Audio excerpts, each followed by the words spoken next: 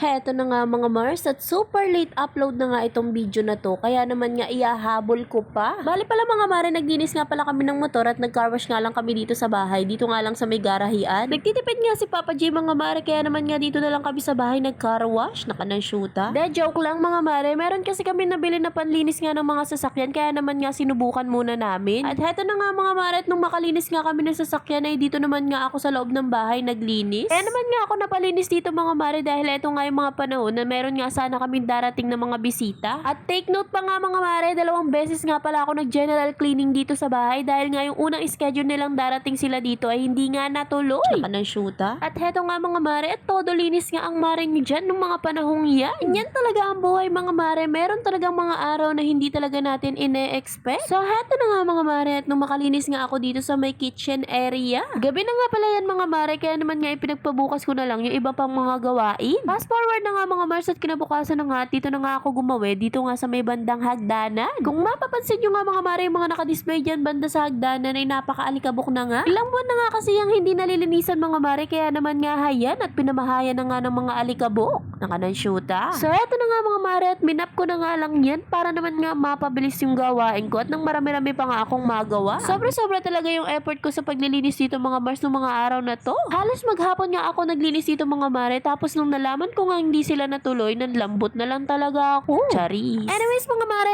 okay lang naman din yun. At least nakapaglinis naman nga ako ng buong bahay. Charis. Anyways nga pala mga Mare, tinanggal ko na nga rin pala yung mga frame dito sa gilid dahil nga inutos yan sa akin ng hipag ko. Papalitan na nga pala mga Mare yung mga nakadisplay dyan ng Sintra board. Habang nga gumagawa rin ako mga Mare, nagluto na nga rin pala ako ng pangtanghalian namin dahil nga umalis yung biyanan ko. Nilinis ko na nga rin pala yung hagdanan dyan mga Mare, at nakapaglinis na nga rin pala ako dito sa sala. Nga pala mga Mare, nakapagpatahi na nga pala yung biyanan ko ng seat cover kaya naman nga maaliwalas na tignan dyan sa sala. Heto na nga mga Mars, at dumating na nga yung pinagawa na Sintra board ng mga hipag ko. Family picture nga pala yung mga Mare, kaya naman nga ganyang kalaki yung pinagawa ng hipag ko. Binuksan ko na nga ito mga Mare para naman nga makita ko kung gaano nga kaganda yung pagkakagawa. Ang ganda nga ng pagkakagawa nga ng family picture na to mga Mare dito nga sa Sintra board. Magpagawa na rin kayo mga Mare, recommended ko nga sa inyo na buo na lang ang ipagawa nyo kaysa naman nga yung papasel-pasel pa. Anyways nga mga Mare, kinabukasan nga ng umaga ay kinabit ko na nga itong mga picture frame na to kung saan nga ito pinapakabit. Hayan nga mga Mare, at puro family feature nga ang mga nakalagay dito para naman nga kung may bisitang darating ay makikita nga nila kung sino-sino yung mga nakatira dito sa bahay. At heto pa nga mga Mare, yung family picture nga na kay laki-laki na to ay hindi nga namin malaman kung saan nga namin ipupwesto. Bali pala mga Mare, umorder pa nga yung hipag ko ng Sintra board na puzzle at dito ko nga yan ikakabit banda sa may baba, sa may first floor. Tapos na nga rin pala mga Mare pagdedekorasyon ko dito sa bahay. So paano, hanggang dito na lang ang ating mini vlog. Yun lang naman. Salamat sa mga nanood. Follow for more!